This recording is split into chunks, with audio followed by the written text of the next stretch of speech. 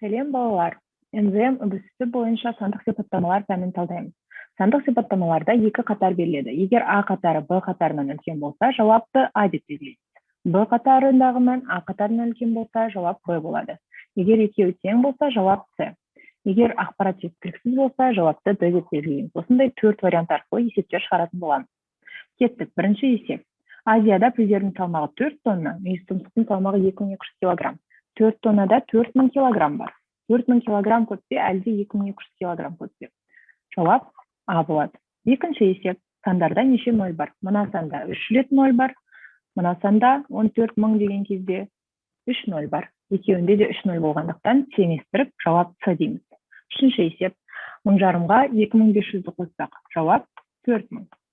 7000-нан 2500 азайтсақ, жауап 4500. 4500 көп па, 4000 көп па дейміз да, жауапты Б деп белгілейміз. Төртінші есеп. 45 санының ең үлкен жай көбейткіші.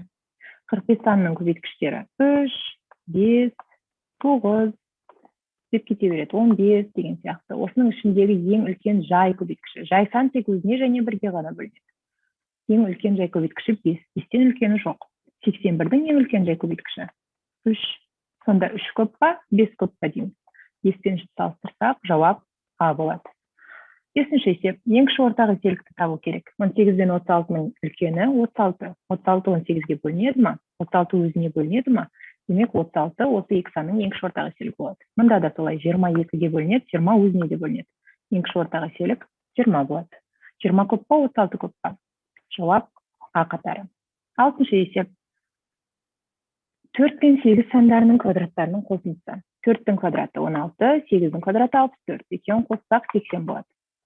Ал 5 пен 7-ні қосып барып квадраттасақ, 12-нің квадраты 144 болады. Жауап 144 көп па, 80 көп па? Б қатары дұрыс. Б қатары үлкен болады. Жетінші есеп.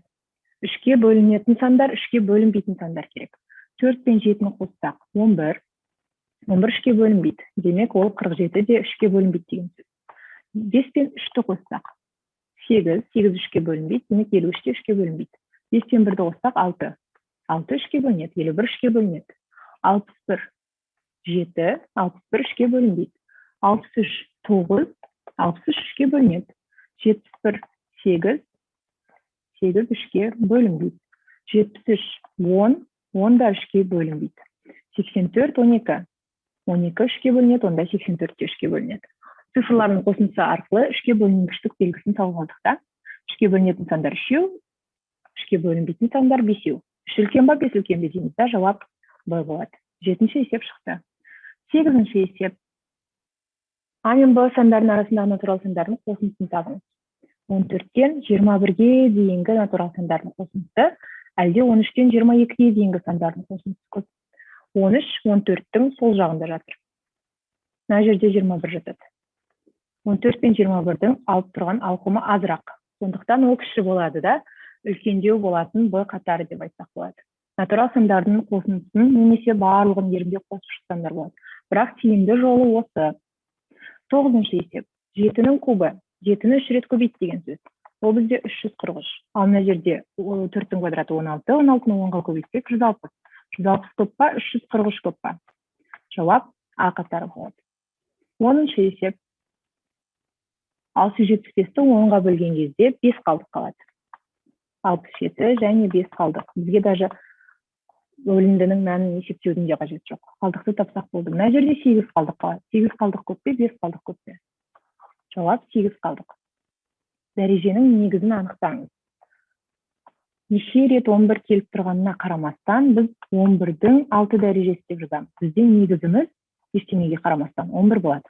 Мына жерде де 11 неше рет келгеніне қарамастан, дәреженің негізі 11 болады.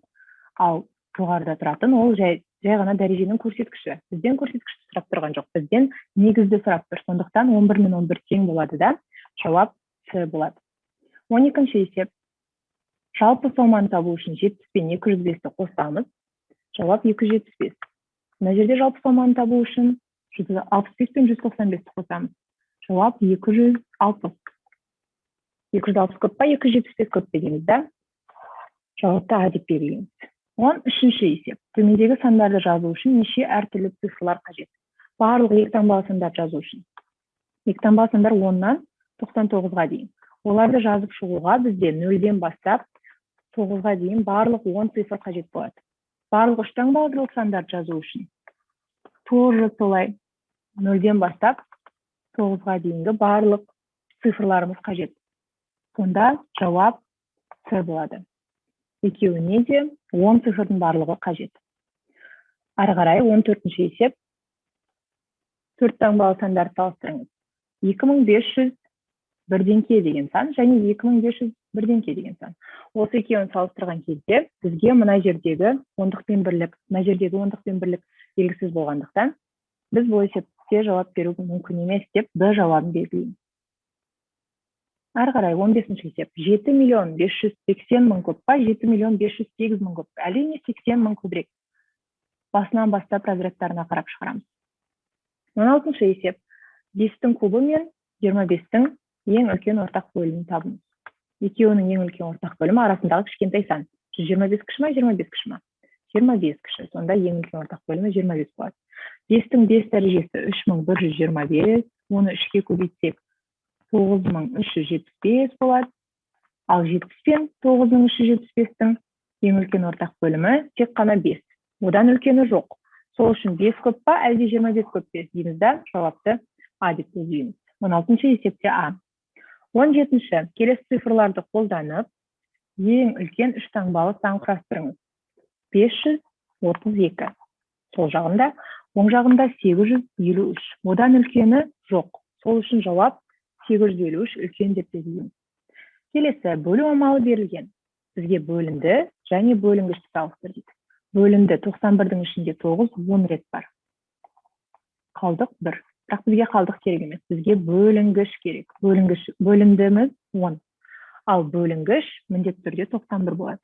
Бөлу амалында бірінші тұратын сан бөлінгіш, екінші тұратын сан бөлгіш және шығатын мән бөлінді деп аталады. Жақшаның ішіне және қалдық жазылады. Жауап 91 көп пе, әлде 10 көп пе? Б қатары көбірек. 19-ші есеп. 3 см 5 мм көп па, 45 мм көп па? 3 сантиметрде 30 мм бар. 5 мм мен ол 35 мм болады. 45 мм көп па, 35 мм көп па? Жауап 45 мм. 20-ші есеп. 197-ден үлкен ең кіші натурал әрі жай сан, әрі құрама сан. Табайық 197-ден кейін ортанда 198, 199, 200 деп кете береді. Осының ішіндегі ең кіші натурал әрі жай сан керек бізге. Ең кішісі 198. Ол жай сан ба? Жоқ, ол жай сан емес, ол құрама сан. 198-ді аламыз. Ал жай сан 199. Себебі 199 2-ге де бөлінбейді, 3-ге де бөлінбейді, 5-ге де бөлінбейді, 7-ге де бөлінбейді. Осы 4 санға бөлінбесе, біз ол санды жай сан деп ала аламыз. Жай сан 199, құрама сан 198. А қатары демек үлкен болады.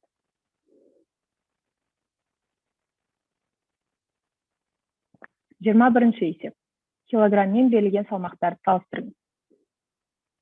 Егер біз Б-ны 1 килограмм деп алатын болсақ, 17-ге 1 қоссақ 18. 12-ге 18-ге жету үшін, мына 2-ге өткен ғой таразының 2 бөлігі. 12-ге 18-ге жету үшін біз 6 килограмм қосу керек боламыз. Сонда 6 килограмм көп па, 1 килограмм көп па? Жауап А болады.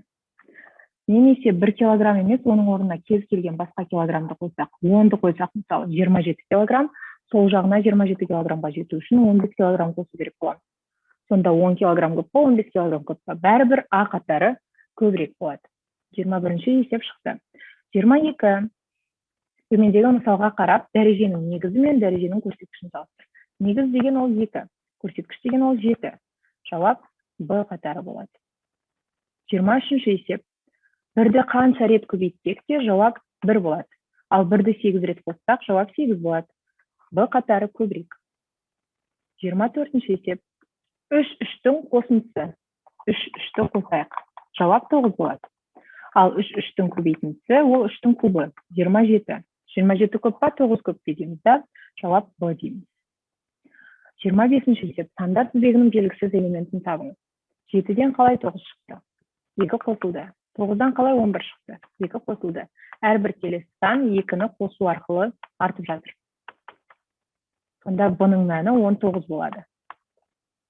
Б-ның мәні 19 болады, А-ның мәні 21 болуы мүмкін, бірақ А-ның мәні 5 те болуы мүмкін. Себебі 5-ке 2 қосып 7-ні тауып алдық.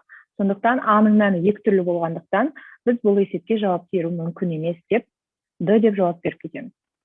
26-шы есеп.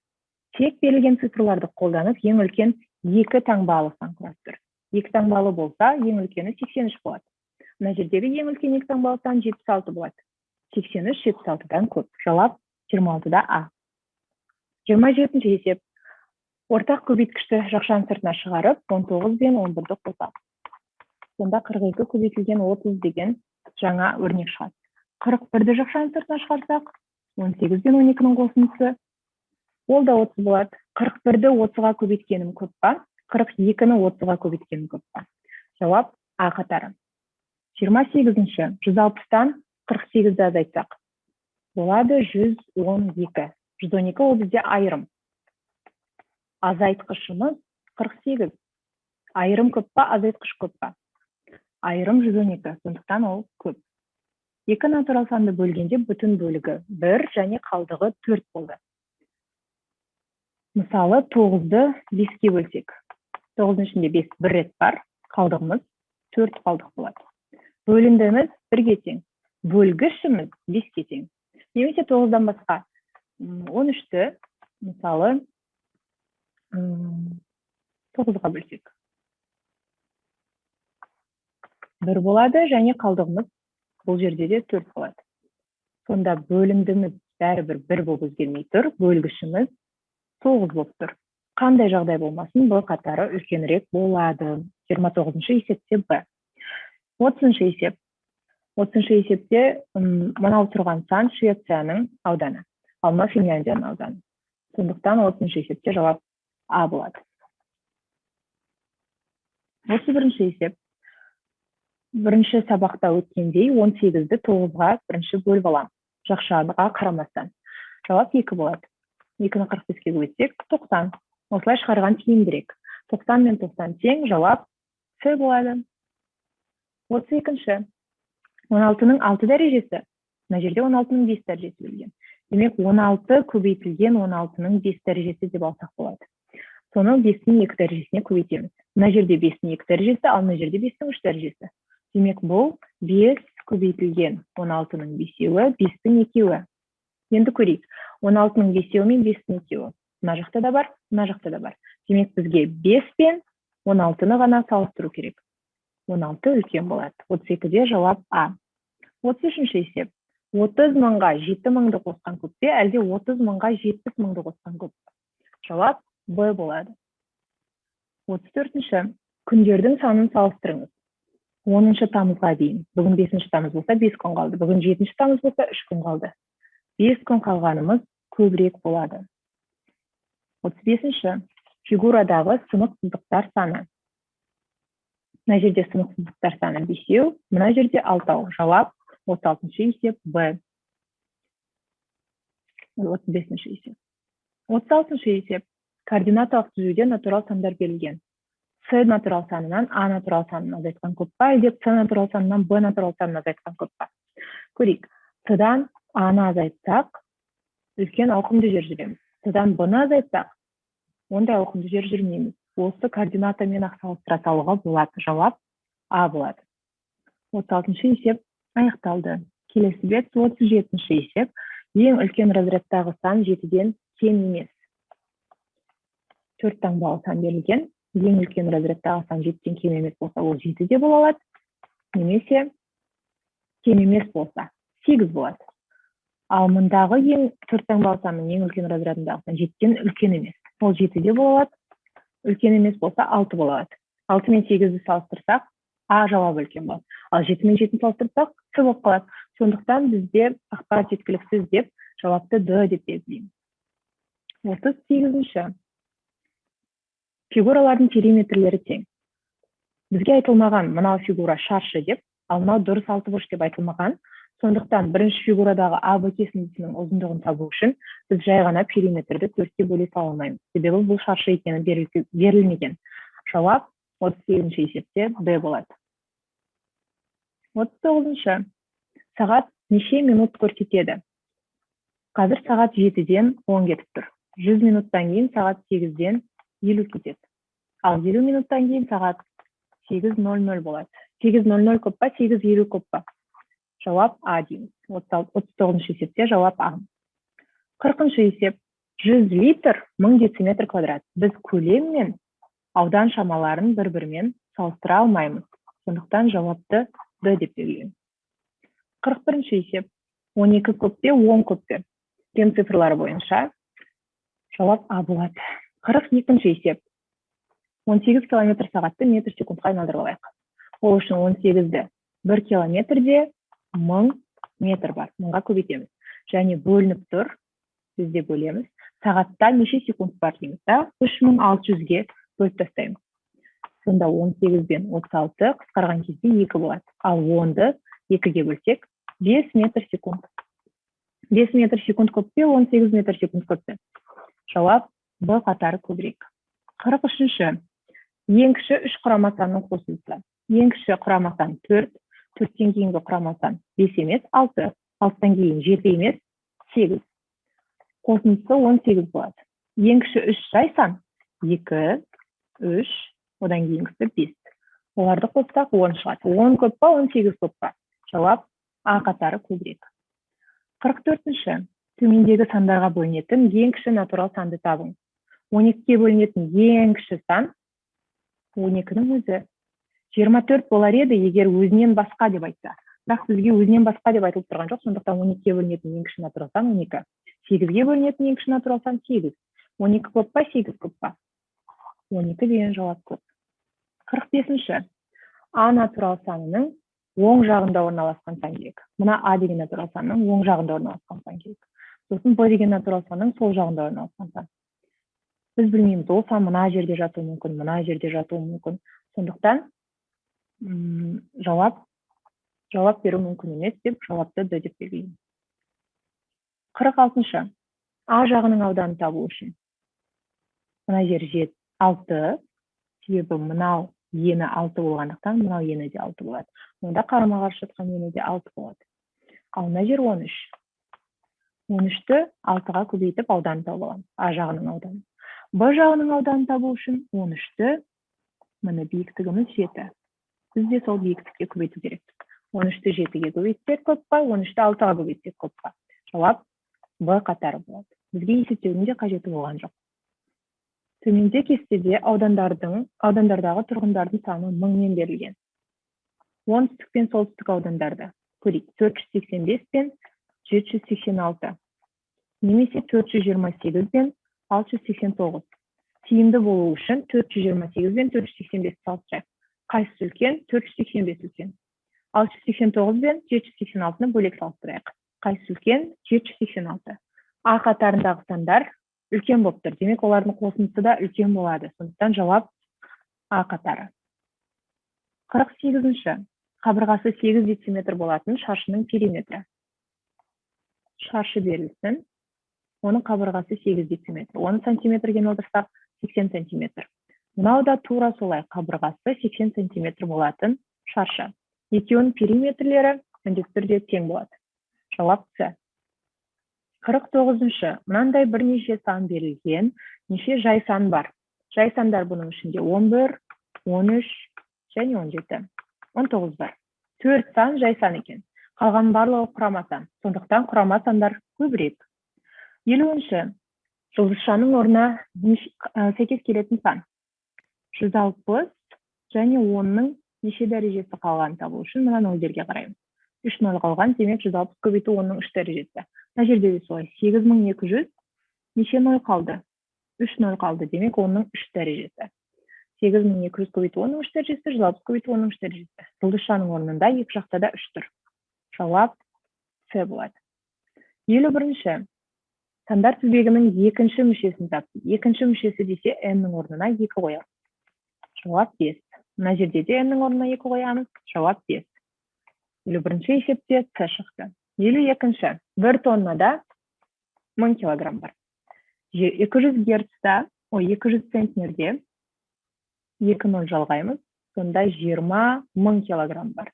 20 000 килограммға 1000 килограмм қоссақ, 21 000 килограмм. әлде 10.200 килограмм көп пе? Әрине 21.000 килограмм көбірек. 53-ші. Амал нәтижелерінің коэффициенттерін салыстырыңыз. Коэффициент дегеніміз әріптің алдында тұратын сан. 8а-ға 7а қоссақ, 15а болады. 4а-ға 11а қоссақ, 15а болады. Жауап 53-те С. 54-ші есеп. Мыңдық разрядтағы цифрларды салыстырыңыз. Мынаның мыңдық разрядында 5, мынаның мыңдық разрядында 4. 5 пен 4 салыстырсақ, 5 4-тен үлкен болады. 55-ші. Фигура 8 кубтардан құралған. Әр кубтың 6 жағы бар. Бізге қарап тұрған жақтары, мына кубтан 3 бізге қарап тұр. Біз көре алмайтын жағы 3. Мына кубтан бізге 2 қарап тұр, біз көре алмайтын жағы 4. Мына жаққа 3 пен 2-ні қосып қояйық. Мына кубтан 1, 2, 3. 3 жағы бізге қарап тұр. Қалған 3 жағы біз көре алмай тұрмыз. Мына 2 жағы бізге қарап тұр. Қалған 4 жағын біз көре алмай тұрмыз. Одан кейін мына кубтың 1 жағын біз көріп тұрмыз. Қалған 5 жағын біз көре алмай тұрмыз. Одан кейін мына кубтың 2 жағын көріп тұрмыз. Қалған 4 жағын көре алмай тұрмыз. Және бізге тығылып тұрған тағы 2 кубтың 6 жақтарында көре алмай тұрмыз. Сонда көре алмайтын жақтарымыздың қосындысы көре алатын жақтарымыздың қосындысынан әлде қайда көп болады. 55-ші есепте жауап Б. 56-ші есеп. 3-тің квадратына 2-ның 5 дәрежесін қос. 2-ның 5 дәрежесі 32. Жауап 41. 3-тің кубына 2-ның 4 дәрежесін қос. Жауап 43. 43 көп па, 41 көп па дейміз да, 56-да Б деп жауап береміз. 57-ші. X-ті табу үшін 26-тан 11-ді азайту керек. X-тің мәні 15. X-ті табу үшін 11-ге 4-ті қосу керек. X-тің мәні 15. 57-де С болды. 58. Екі таңбалы санды неше есе үлкейтті? Егер оның оң жағынан 3 0 қосылған болса. Ол 1000 есе көбейтіліп тұр. Егер оң жағынан 4 0 қосылған болса. Ол 10.000 есе көбейтіліп тұр. 10.000 көп па, 1000 көп па? Жауап 10.000 көбірек. 59-шы. 21 санының ең үлкен бөлгіші. 21 ең үлкен өзіне бөлінеді. 42 санының ең үлкен жай көбейткіші. 42 санының ең үлкен жай көбейткішін табу үшін 7-ден үлкені бар ма деп іздейміз. 42. 2-ге бөлінеді, 3-ге бөлінеді, 6-ға бөлінеді, 7-ге бөлінеді. 7-ден үлкені жоқ. Сондықтан ең үлкен жай көбейткіші 7. 59-ның жауабы А болады. 60-шы. Жай көбейткіштерге жіктелген А және Б сандарын салыстырыңыз. 1, 1-ді 5-ке көбейтсек 5, 5-ті 3-ке көбейтсек 15, 15-ті 3-ке көбейтсек 45, 45-ті 2-ге 90, 90-ды 2-ге 180, демек А-ның мәні 180. 1, 7-ге көбейтсек 7, 7-ні 3-ке көбейтсек 21, 21-ді 3-ке көбейтсек 63, 63-ті 2-ге көбейтсек 126. 126 көп пе, 180 көп пе дейміз. Жауап А қатары көбірек. Сандық сипаттамалар пәні бойынша